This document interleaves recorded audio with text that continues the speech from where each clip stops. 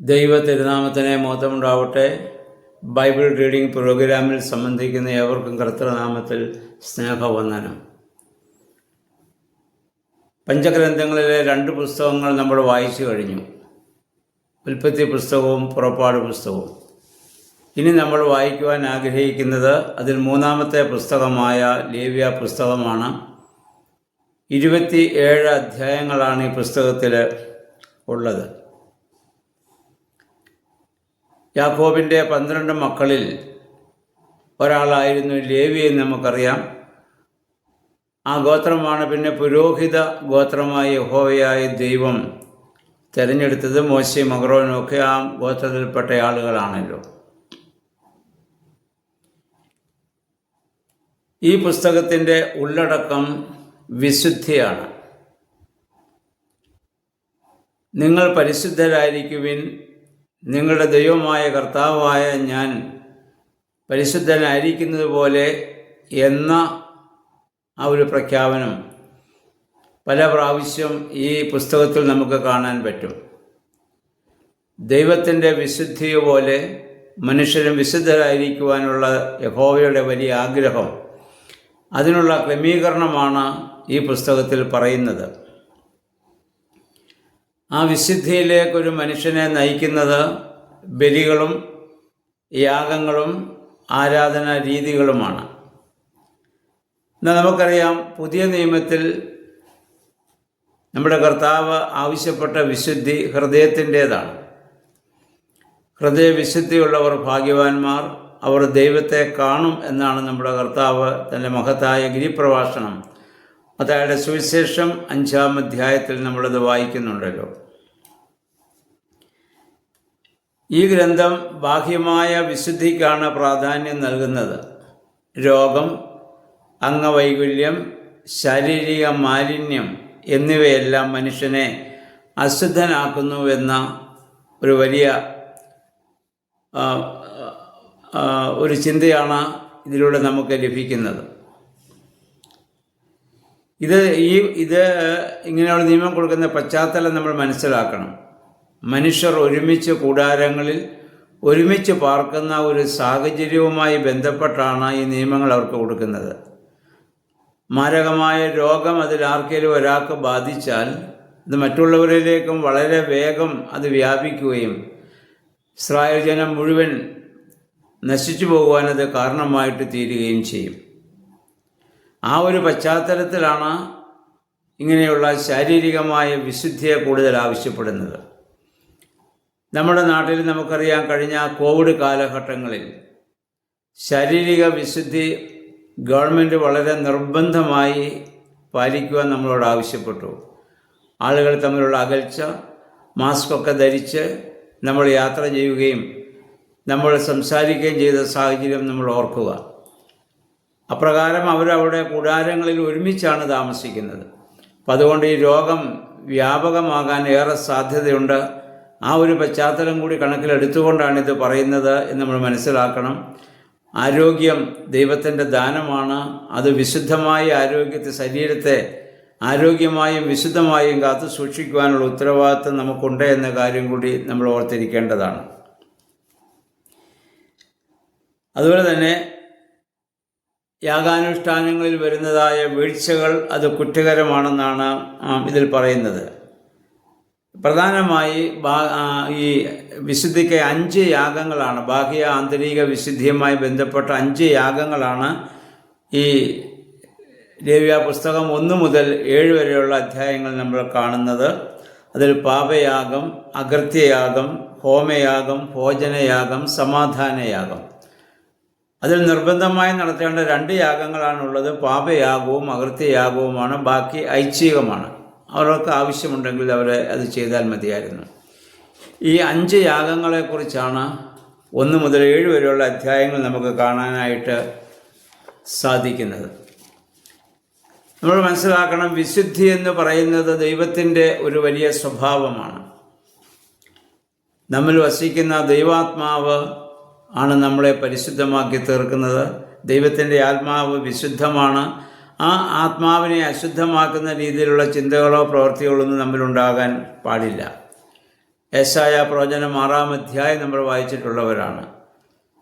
ദേവാലയത്തിൽ നിൽക്കുന്ന യെശയ്യായ്ക്കുണ്ടായ വലിയ സ്വർഗീയ ദർശനം, സറാഫുകളിൽ ദൈവത്തെ പരിശുദ്ധൻ പരിശുദ്ധൻ എന്ന് ആർത്തട്ടഹസിച്ച് മഹത്വപ്പെടുത്തുമ്പോൾ യെശയ്യാ പറഞ്ഞു, തനിക്ക് സാധിക്കുന്നില്ല, കാരണം ശുദ്ധിയില്ലാത്ത അധരമുള്ള ഒരു മനുഷ്യനാണ് ഞാൻ. അപ്പോൾ സറാഫുകൾ ഒരുവൻ അഗ്നി കൊണ്ടുവന്ന് യെശയ്യായുടെ ആ ചുണ്ടനെ അവിടെ സ്പർശിക്കുകയും അദ്ദേഹം ശുദ്ധിയുള്ളവനായിട്ട് അവിടെ തീരുകയും ചെയ്യുന്ന അനുഭവം നമ്മൾ കാണുന്നുണ്ട്. ഇതുപോലെ അശുദ്ധവും പാപമംഗലമായൊരു ഭൂമിയിൽ നമ്മൾ ജീവിക്കുമ്പോൾ ദൈവത്തിൻ്റെ പരിശുദ്ധാത്മാവാജ്ഞ അഗ്നി നമ്മളെ സ്പർശിക്കുമ്പോൾ നമ്മുടെ ആ അശുദ്ധിയെ ശുദ്ധമുള്ളതാക്കി തീർക്കുവാൻ സാധിക്കുമെന്നുള്ളതാണ്. എന്ന് പറഞ്ഞാൽ ശരീരത്തെ ആരോഗ്യപരമായി സംരക്ഷിക്കുന്നത് പോലെ തന്നെ ആത്മാവിനെയും നമ്മൾ ആരോഗ്യപരമായി സംരക്ഷിക്കണമെന്നുള്ളതാണ് ലേവ്യ പുസ്തകം ഇതുകൊണ്ട് ഉദ്ദേശിക്കുന്നത്. പാപം നമുക്കറിയാം ആന്തരികമായ ഒരു രോഗമാണ്. ശരീരത്തിൽ നിന്ന് രോഗത്തെ നമ്മൾ അകറ്റുന്നത് പോലെ നമ്മുടെ മനസ്സുകളിൽ നിന്ന് പാപചിന്തകളെയും ആ പ്രവണതകളെയും നമ്മൾ ദൂരീകരിക്കണമെന്നുള്ള ആഹ്വാനം. പലപ്പോഴും പാപസ്വഭാവത്തെ മാനുഷിക ബലഹീനതയിലും സാഹചര്യ സമ്മർദ്ദം എന്നൊക്കെ പറഞ്ഞ് നമ്മളതിനെ ലഘൂകരിക്കാറുണ്ട്. ഒരിക്കലും അങ്ങനെ ചെയ്യാൻ പാടില്ല.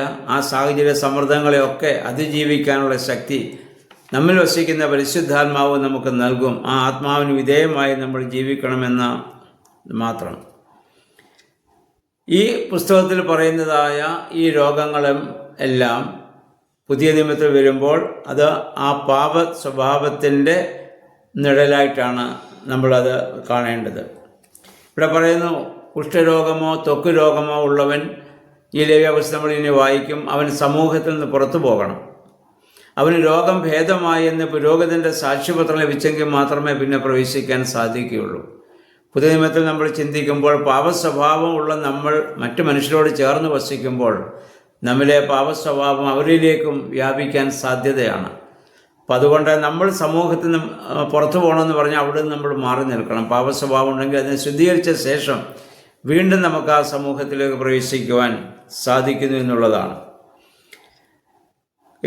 നമ്മളൊരു കാര്യം, ഇന്ന് ഈ പുസ്തകത്തിൽ പറയുന്ന യാഗങ്ങളും പെരുന്നാളുകളും എല്ലാം കർത്താവിൻ്റെ കാൽവറി യാഗത്തിൽ പൂർണ്ണമായി എന്ന എബ്രായ ലേഖനത്തിൽ നമുക്ക് കാണാൻ പറ്റും.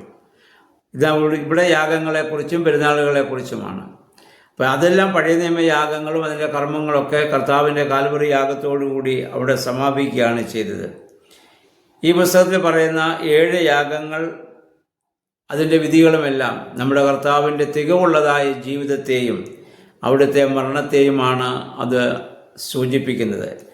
അപ്പോൾ ഈ യാഗങ്ങൾ 7 യാഗങ്ങളിൽ രക്തച്ചൊരിച്ചിലുള്ളതുണ്ട്, രക്തമയമില്ലാത്തതുണ്ട്, സമാധാനയാഗം പോലെയോ ഭോജനയാഗമൊക്കെ.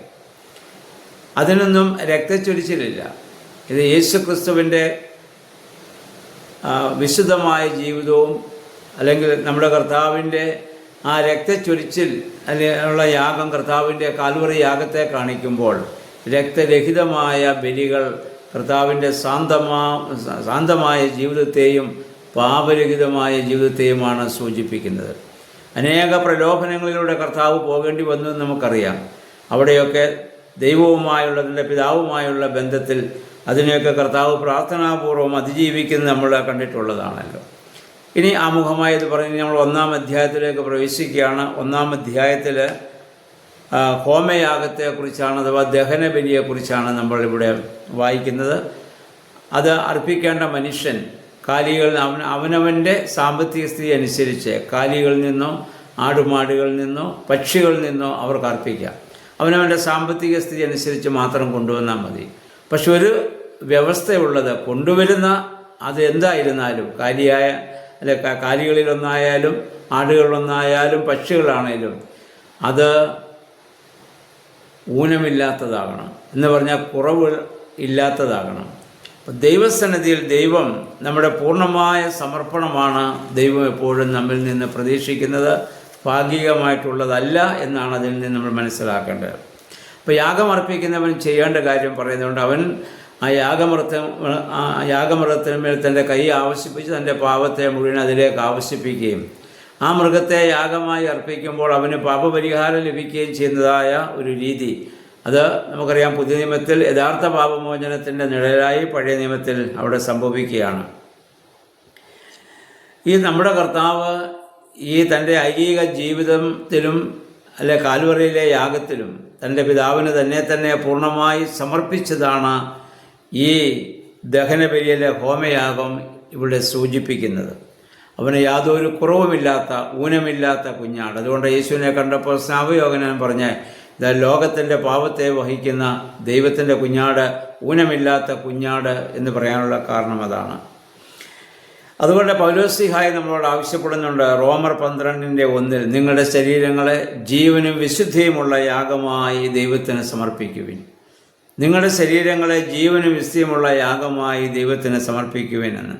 നമുക്കറിയാം, ഇനി നമ്മൾ ഇതിൻ്റെ 1-ാം അധ്യായത്തിൻ്റെ 17 വാക്യം നമ്മളൊക്കെ വായിക്കുന്നത്, യാഗമൃഗത്തെ കഷണങ്ങളാക്കണം, അത് യാഗപീഠത്തിന്മേൽ വെച്ച് അഗ്നി ആണ് അതിനെ പിന്നെ ദഹിപ്പിക്കുന്നത്. ഈ അഗ്നി പരിശുദ്ധാത്മാവിനെയാണ് പുതിയ നിയമത്തിൽ സൂചിപ്പിക്കുന്നത് നമുക്കറിയാം. അപ്പോൾ കഷണങ്ങളായി ആദ്യം മുറിക്കപ്പെടണം, ആന്തരികമായി മുറിക്കപ്പെടുന്ന അനുഭവം നമുക്കുണ്ടാകണം. എന്നിട്ട് അഗ്നിയാകുന്ന പരിശുദ്ധാത്മാവിൽ നമ്മൾ ദഹനബലിയാകുമ്പോൾ ദൈവസന്നിധിയിലേക്ക് അത് സുഗന്ധധൂപം പോലെ ഉയർത്തപ്പെടുന്നതായൊരു അനുഭവം. അപ്പോൾ നമ്മളെ തന്നെ കഷണങ്ങളാക്കിയവണ്ണം മുറിക്കപ്പെടുവാൻ വിട്ടുകൊടുക്കുക എന്നുള്ളതാണ്.